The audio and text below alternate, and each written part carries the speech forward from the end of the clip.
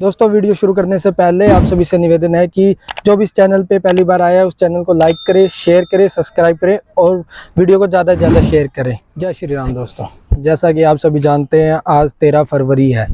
आज भारत के जो किसान हैं, पंजाब के किसान हैं, उन्होंने दिल्ली जाने का ऐलान किया है। पर जैसा कि आप सभी देख सकते हैं कि जो भारत के किसान हैं जो दिल्ली जाने के लिए कूच कर रहे हैं, पर उनको हरियाणा सरकार और दिल्ली सरकार के द्वारा बॉर्डरों पर रोका जा रहा है।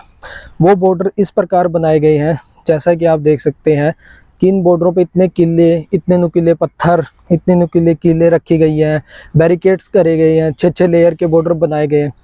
दोस्तों, ये सवाल पूछने को होता है सरकारों से कि ये किसान हमारे देश के ही किसान हैं, ये कोई पाकिस्तान से आए हुए किसान नहीं है, या ये कोई जो बॉर्डर है वो पाकिस्तान या चाइना का बॉर्डर नहीं है जो आप इतनी बैरिकेडिंग करके उन किसानों को रोकने की कोशिश कर रहे हैं।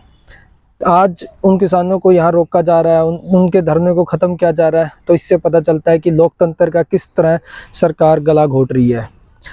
जिस प्रकार अभी बीजेपी सरकार ने, आप देखे होगा कि बीजेपी सरकार ने 22 जनवरी को राम मंदिर का उद्घाटन किया और ये नारा दिया कि इस देश के अंदर राम राज्य आएगा।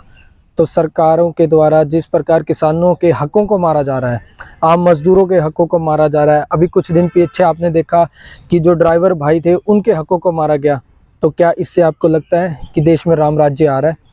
राम राज्य आने के लिए देश के अंदर शांति चाहिए, उन गरीबों के हक के लिए लड़ाई होनी चाहिए, पर सरकारें इस हक की लड़ाई। दोस्तों, राज्य की बातें करने वाली सरकार आप गरीबों का हक किस तरह मार रही है? तो क्या इस प्रकार राम राज्य आ सकता है? आप सोचो इसको। दूसरा, हमारे देश के अंदर अभी आपने देखा होगा चंडीगढ़ के अंदर मेयर के इलेक्शन हुए हैं। अभी आप सभी जानते हैं कि चंडीगढ़ के अंदर मेयर के इलेक्शन होते हैं, जिसमें आप और कांग्रेस पार्टी के द्वारा 20 वोट थे उनके पास मिला के, और बीजेपी और एक एमपी का मिला के 15 वोट और एक उसका अकाली दल का वोट मिला के 16 वोट बनते हैं। और आपने देखा होगा वोटों के अंदर किस तरह घपलेबाजी की गई है, किस तरह लोकतंत्र की हत्या हो रही है इस देश के अंदर, कि जो वहाँ पे ऑफिसर था उन्हें बीजेपी का साथ देते हुए आप और कांग्रेस के 8 वोटों को कैंसिल कर दिया बिना किसी रीज़न बताए हुए। तो आप देख सकते हैं कि लोकतंत्र की हत्या करने वाले इस देश के अंदर क्या राम राज्य आएगा? इस देश के अंदर आज हसदेवा जंगल जो चीख चीख के पुकार रहा है, जिसको काटा जा रहा है, सरकार अपने कामकाज के लिए, कोऑपरेटिव फैक्ट्रियां अपने कामकाज के लिए उस जंगलों को तबाह कर रही हैं। ये वही जंगल हैं दोस्तों जिन्होंने 2020-21 में कोरोना काल में हमें ऑक्सीजन दी थी, जिन्होंने हमें जीवन का महत्व समझाया था, जिन्होंने हमें पेड़ पौधों का महत्व समझाया था। आज वहाँ पे लाखों पेड़ काटे जा रहे हैं, दिन प्रतिदिन वहाँ पे पेड़ काट रहे हैं। वो जानवर, वहाँ की प्रजातियाँ आज बेघर होती जा रही हैं। तो क्या इससे राम राज्य आ रहा है देश के अंदर? वहीं राम मंदिर की बात करें तो हम, जैसे कि आपने देखा कि राम मंदिर बनाने के लिए वहाँ पे जो 14 किलोमीटर का मार्ग बनाया गया, उस 14 किलोमीटर मार्ग के लिए 400 घर और 800 दुकानों को तोड़ दिया गया है। क्या इससे राम राज्य आएगा? एक गरीब को उसके घर से निकाल देना से क्या देश के अंदर राम राज्य आएगा? तो दोस्तों, आप देख सकते हैं कि सरकार सिर्फ अपने मतलब के लिए काम करती है। हिंदू मुस्लिम के दंगे करवाना या देश के किसानों को उनके सरकार करना, उनके साथ दंगे करना, उनको प्रोटेस्ट को तबाह करना, ये सिर्फ इस देश के अंदर सरकारें, राजनीतिक तत्व ऐसे हैं जो आम जनता को हरास करना चाहते हैं, उन्हें तंग करना चाहते हैं। इस देश जो है उसको ख़त्म करना चाहते हैं, एकता को ख़त्म करना चाहते हैं। देख सकते हैं इस देश के अंदर सबसे बड़ा जो मुद्दा है वो ये उठाया जाता है कि हिंदू खतरे में है। बीजेपी सरकार का सबसे बड़ा एजेंडा यही आता है कि हिंदू खतरे में। पर आप सोच के देखिए, जिस देश का राष्ट्रपति हिंदू, जिस देश का प्रधानमंत्री हिंदू, उपराष्ट्रपति हिंदू होते हुए भी क्या इस देश में हिंदू खतरे में है?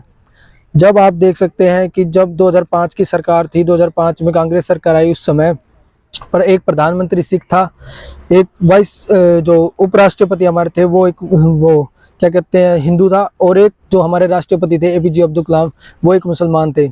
उस समय हिंदू खतरे में नहीं था। पर आज जब हमारी पूरी जो सबसे बड़ी पावर, इस देश की जो सबसे बड़ी शक्तियाँ, वो हिंदू होते हुए भी हमारे देश में हिंदू खतरे में है। तो इससे पता चलता है कि सरकार का जो एजेंडा है, जो सरकारें हैं, वो सिर्फ इस मुद्दे पे काम कर रही हैं कि हमें हिंदू मुस्लिम की लड़ाई लड़ाई जाए। इस देश के अंदर ना बेरोजगारी पे बात करी जा रही है, ना इस देश की अर्थव्यवस्था पे बात करी जाती है, ना देश की महंगाई पे बात करी जा रही है, ना शिक्षा पे बात होती है, ना स्वास्थ्य पे बात होती है।